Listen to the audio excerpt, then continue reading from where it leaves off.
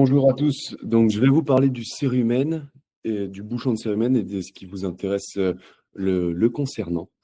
Donc, le cérumen, ou communément appelé cire d'oreille, c'est une combinaison en fait de sécrétions glandulaires et de cellules épithéliales desquamées qui vont venir nettoyer, protéger et lubrifier votre conduit auditif externe pour que tous les agents extérieurs puissent être finalement évacués. C'est le processus normal, hein. Le cérumen est fait pour être expulsé spontanément, notamment grâce à un mécanisme d'auto-nettoyage assisté par le mouvement de la mâchoire. Quand on mâche, on parle, le mouvement permet l'évacuation, voilà, de ces petites sécrétions glandulaires, cellules épithéliales desquamées. Cependant, chez certaines personnes, cela s'évacue non pas correctement. Donc, on observe une accumulation de cérumen et ce qui forme en fait un bouchon qui est plus ou moins invasif. Donc, c'est très très fréquent dans la population, évidemment, que ce mécanisme fonctionne moins bien, surtout quand on vient régulièrement agresser son conduit auditif externe. Toute agression provoque une accumulation évidemment de cérumen, puisque c'est une protection, et donc provoque plus de risques de faire un bouchon. Les cotons-tiges, surtout pas, on évite.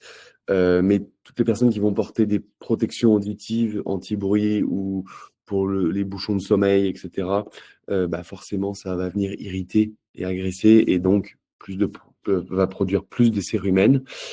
Les écouteurs sans fil aussi, le port à long terme, surtout évidemment, plus on les porte, bah, toujours pareil, plus on produit du cérumen.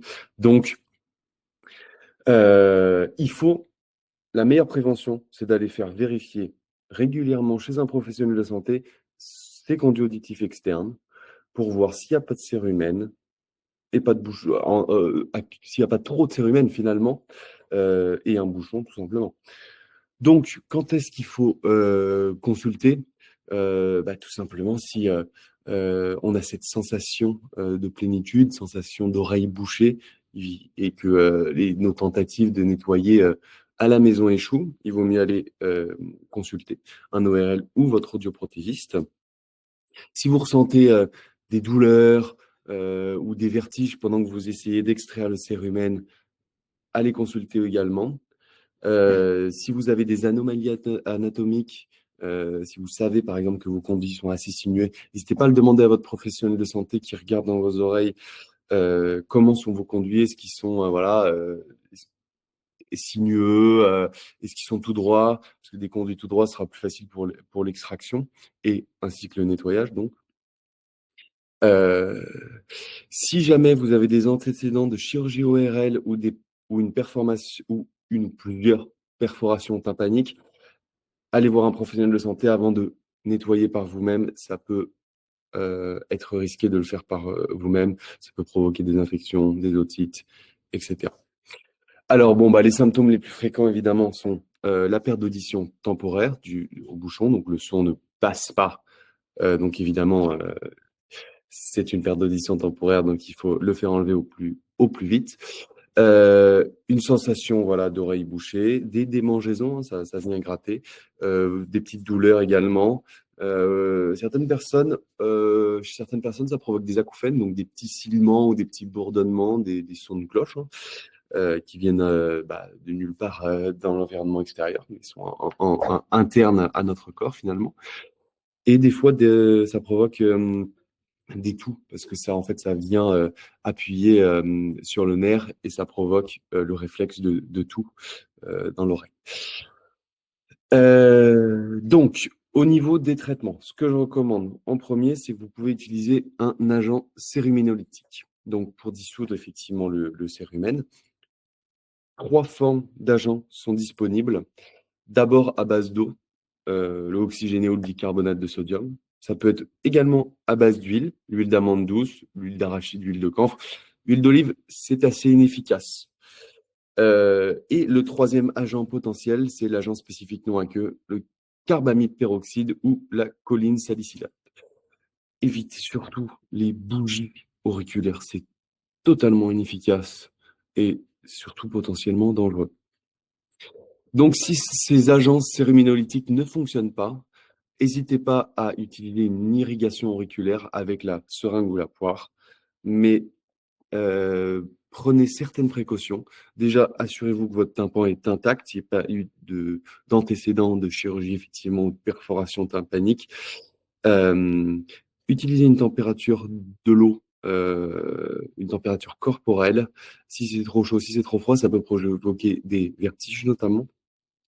Évitez la pression du jet de la poire, justement, qui est trop importante. Ça peut abîmer votre tympan notamment. Euh,